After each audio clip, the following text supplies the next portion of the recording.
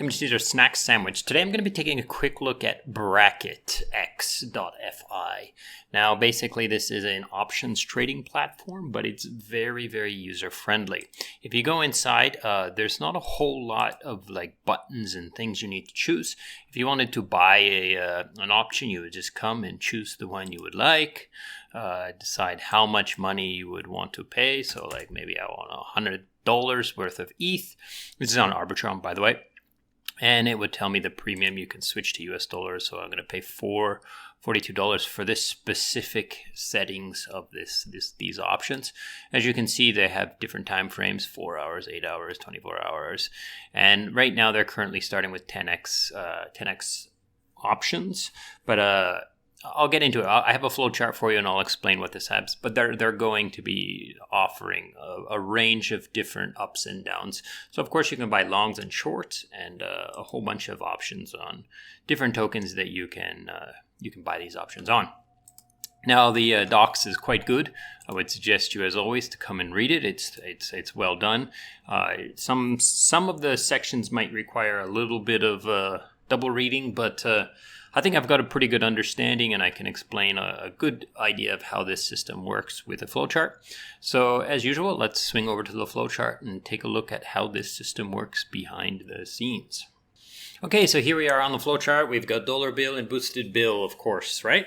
And in the middle, we have the BracketX protocol for options trading. And let's get through it. So, okay, so here we have dollar bill. He's going to sell some options, right? So basically what makes this protocol very different is that, he doesn't just supply assets and then the buyer comes and decides what he wants to, what settings he wants for his options. The seller or the funder is the person who sets most of the options or the settings for this option that he's comfortable with selling. So it's not really a passive position in that sense. He's playing the game versus these options buyers. So, of course, the option buyer is going to have to consider things, and he's not just going to ape things. He's got to look at all the different options for sale. But this actor also needs to consider a lot, right? So the first things he's going to consider is which assets he wants his USDC to be basically betting against. So which options does he want to sell against? So he can sell against these volatile assets as well as the depegging risk of some of these stablecoin assets. So STETH versus ETH depeg, right? Or Frax and USDT. Now, of course, he's got to choose the amount of money he wishes to put into his offer, right? So 1,000, 2,000, 10,000, 100,000, whatever he decides, right? And then he has to decide what kind of options he wants to sell. So does he want to sell longs or shorts? Now, does he want to sell a 5x or 100x gain on those options, like the possibility to gain 100x? And then the time frame in which that option is going to be alive for, and then the width of the versus the strike price and the max gain. So the actual price, the difference between here.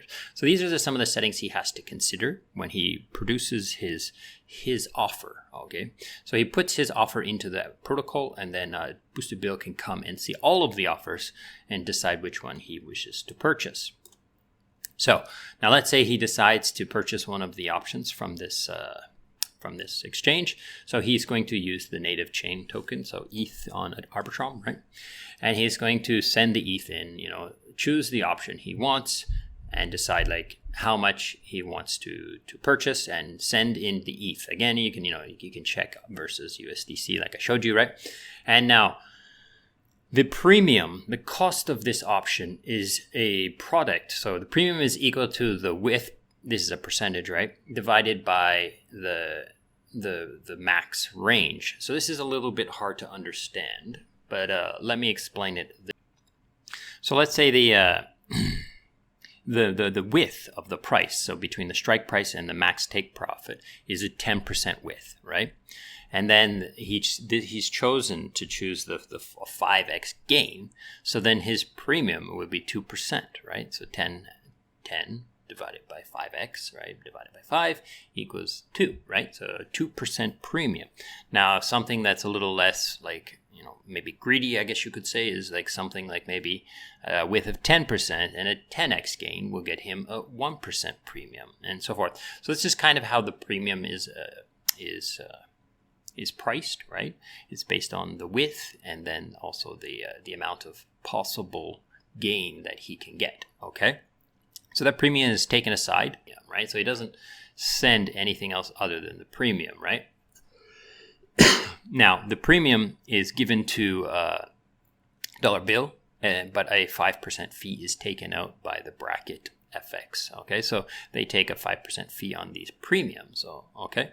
Now, the clock of the 4 hours up to the 30 days starts when he initiates this contract, when he calls the function, pays the premium, and gets the position opened. And when he opens the position, he's given an NFT.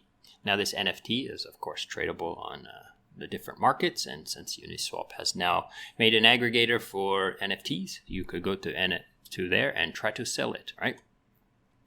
So the time starts the day he gets this, the second he gets this NFT, basically, right? And pays his premium.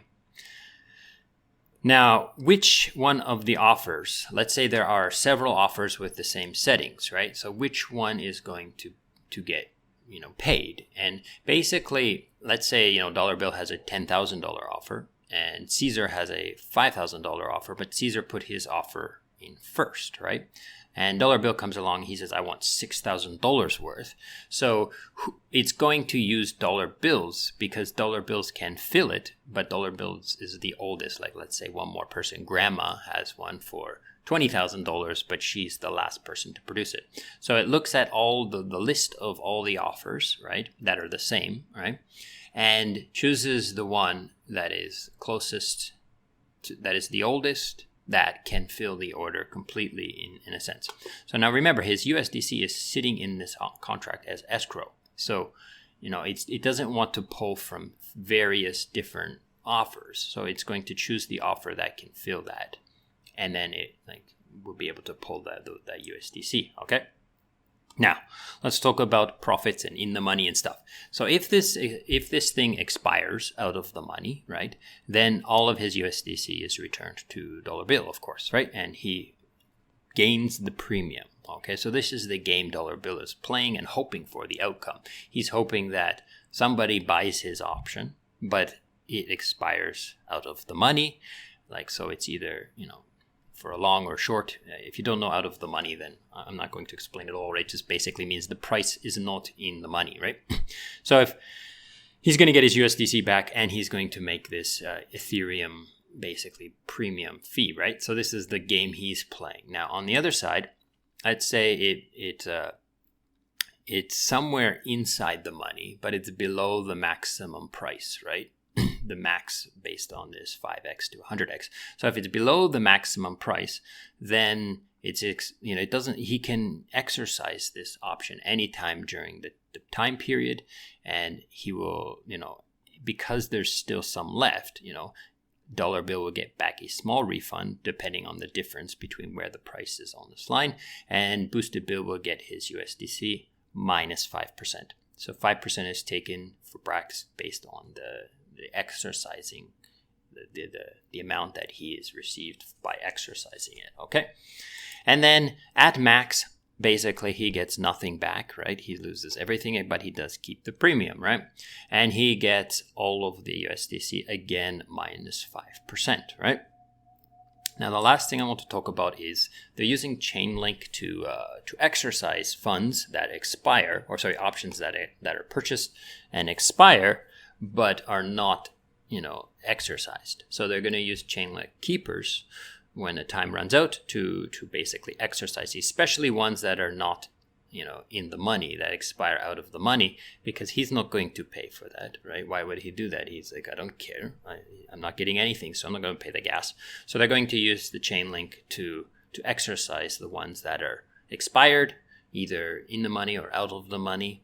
The one question I don't know the answer to is how are they going to pay these Chainlink keepers? Maybe these 5% fees will be used to pay the keepers. I'm not sure. That's an assumption. Okay, so this is pretty much what I've been able to understand by reading the docs. And as usual, I hope this has been useful and interesting. And thank you so much for watching. Goodbye.